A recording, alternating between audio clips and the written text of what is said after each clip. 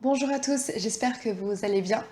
Aujourd'hui, une petite vidéo pour faire un point sur la respiration. Alors déjà aussi un point, j'ai mon portable mais c'est pour avoir un meilleur son, parce que sinon le son de mon ordinateur n'est pas terrible. Donc je m'enregistre avec mon portable et voilà. Euh, donc petit point sur la respiration qui est hyper importante pour la pratique du yoga, mais pas que. Pour la pratique du yoga, puisque en fait, il faut bien d'abord respirer, ou en tout cas savoir respirer dans les bons moments avant de faire nos postures.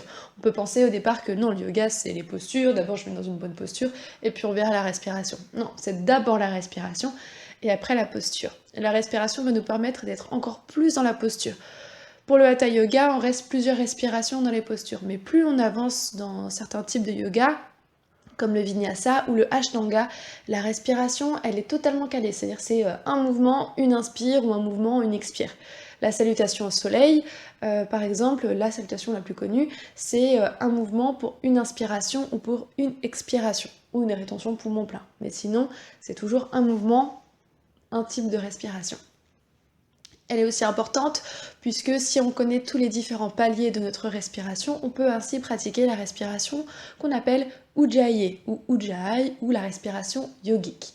Tout ça c'est en gros la même chose, c'est une respiration où vraiment on va utiliser tout notre corps, tous les différents paliers en faisant ici une petite contraction, voilà, mais ça on l'abordera tout à l'heure.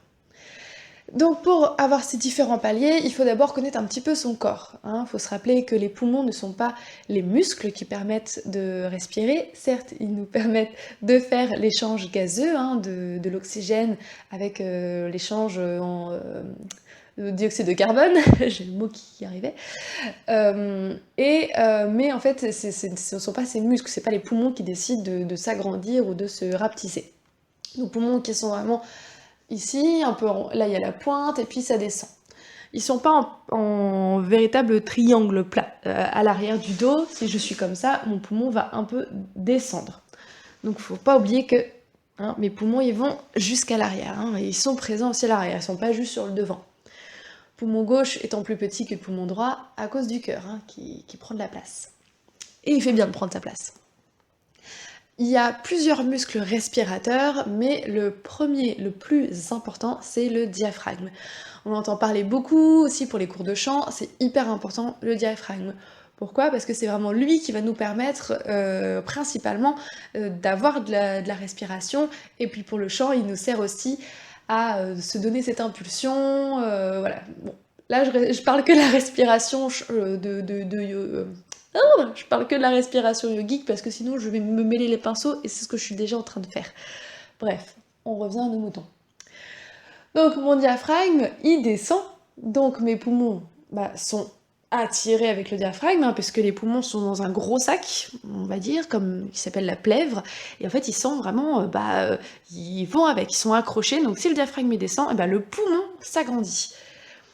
Et lorsque le diaphragme remonte, les poumons, hop, se rapetissent. Donc inspire, ils prennent de l'air, expire, ils sont plus petits. On parle souvent de gonfler le ventre, on peut entendre ça. Gonfler le ventre, ce n'est pas vraiment une très bonne manière de dire. Après, c'est compréhensible, c'est en gros je mets le ventre vers l'avant. Mais je peux très bien faire ça et j'utilise pas mon diaphragme. Je pousse, oui, je gonfle le ventre, mais déjà il n'y a pas d'air dans le ventre, donc il faudrait plutôt dire on relâche le ventre. Voilà, on ne le retient pas. Je suis pas là à essayer de montrer absolument un ventre plat. Je le relâche, voilà. Puis si besoin, on met un truc un peu large comme aujourd'hui, on va dire, voilà. Donc on le relâche, pourquoi? Puisque lorsque mon diaphragme descend, si je retiens mon ventre, mes organes digestifs, l'estomac, les intestins, tout ça, ils vont retenir, donc le diaphragme il pourra pas descendre complètement. Si je relâche mon diaphragme peut bien descendre, et tous mes organes digestifs se retrouvent un peu poussés vers l'avant, et c'est pour ça qu'on a cet effet là de ventre qui va vers l'avant. Donc nos différents paliers de respiration maintenant. Le premier, c'est la respiration diaphragmatique basse, ou la respiration ventrale.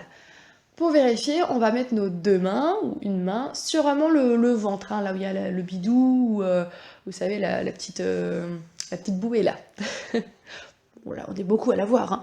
Donc, on met ici la main, et ce qu'on veut, c'est sentir un mouvement dans cette main-là. Donc on va respirer, on va faire que 5-6 respirations ici.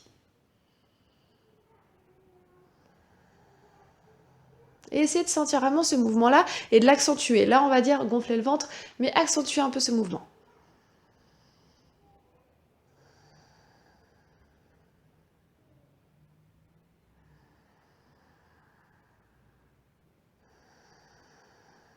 Allez, une dernière respiration encore ici.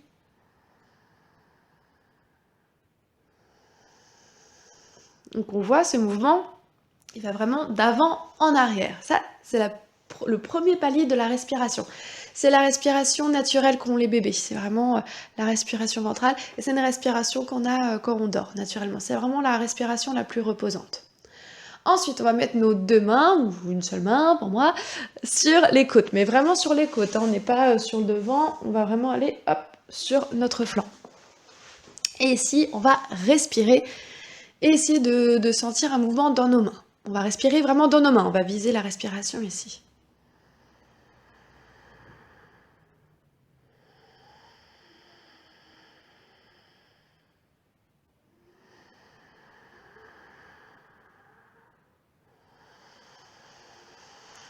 Alors les premiers temps qu'on n'est pas habitué, vous pouvez continuer à respirer pendant que je parle, on n'est pas habitué et peut-être que le mouvement est très petit. C'est pas grave, on fait avec le corps qu'on a ici et maintenant, si on n'en sent pas beaucoup, c'est pas gênant. Et c'est à force de le faire que le mouvement va être de plus en plus ample. Allez, une dernière fois encore.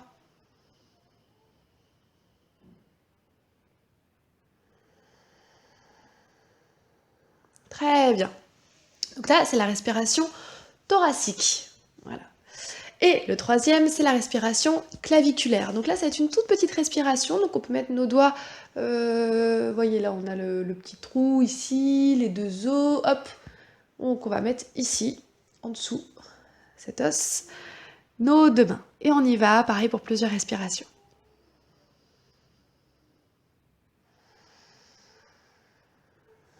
Je vous montre de profil.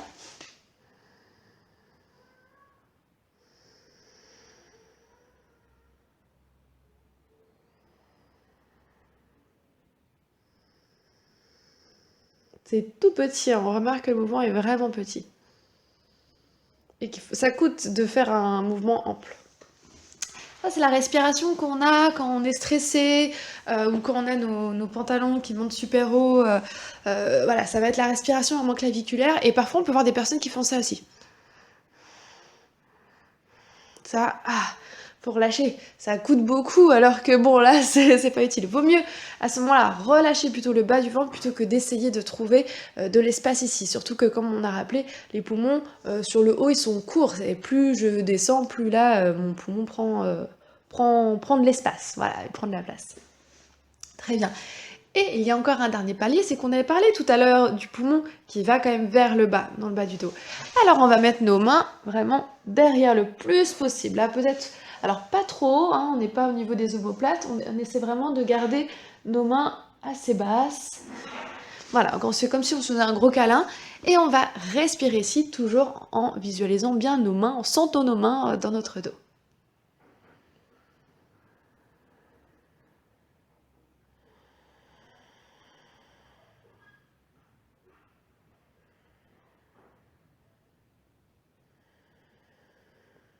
Allez, encore 2 respirations. Alors pareil ici, parfois on sent pas grand chose, hein, ça dépend des corps, hein. Il y a des corps, des personnes qui vont sentir plus dans le dos, d'autres plus au niveau thoracique. Voilà, ça varie et ça se travaille. Allez, prenez une dernière expiration, on peut relâcher les mains. Et finalement, c'est tous ces paliers, y compris la respiration dans le dos, qui font que j'ai vraiment la respiration complète. Donc là, c'est vraiment cette respiration-là qu'on va chercher à avoir dans la pratique du yoga, pour toutes nos postures, nos salutations, etc. Selon certaines postures aussi, le professeur pourra dire, là vous êtes en respiration thoracique, ou respirez dans votre dos, ou respirez bien dans le bas du ventre. C'est important de le suivre, puisque dans certaines postures, on doit retenir certaines parties. Par exemple, dans la posture de la montagne, dans la posture très simple, on est debout, les pieds joints et les bras voilà, sur le côté. Ici, je peux pas respirer complètement, puisque vu que j'ai une petite rétroversion du bassin, Je ne peux pas relâcher mon ventre. Si je relâche mon ventre, je ne garde pas ma rétroversion du bassin. Donc là, c'est normal que votre professeur vous dise, bah là, c'est une respiration thoracique et claviculaire, mais ce n'est pas une respiration ventrale ou diaphragmatique basse. Ça dépend de ce qu'il va dire. Donc c'est important de connaître ces différents paliers, puisque si un jour votre professeur vous dit on respire dans le dos, ne le regardez pas avec des grands yeux. En fait, si, on peut respirer, c'est surtout en fait solliciter les muscles du dos pour pouvoir continuer à respirer. Voilà, à respirer bien. Je vais aborder donc juste la respiration Ujjayi ou Ujjayi en plus. Donc nous avons notre respiration complète, donc c'est tous les paliers, mais parfois on entend cette respiration yogique. Et ça fait un bruit un peu particulier, comme ça.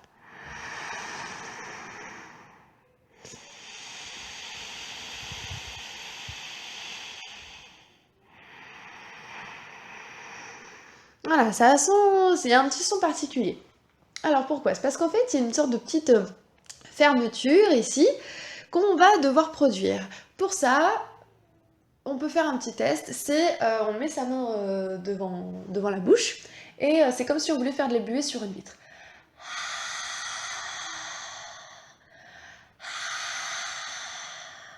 On entend un petit peu ce bruit qui est présent. Eh bien, c'est ce qu'on sent aussi ici. On sent ici, vous pouvez mettre vos doigts au niveau de la gorge ici. La pomme d'Adam aussi pour les hommes, hein, c'est un petit peu là.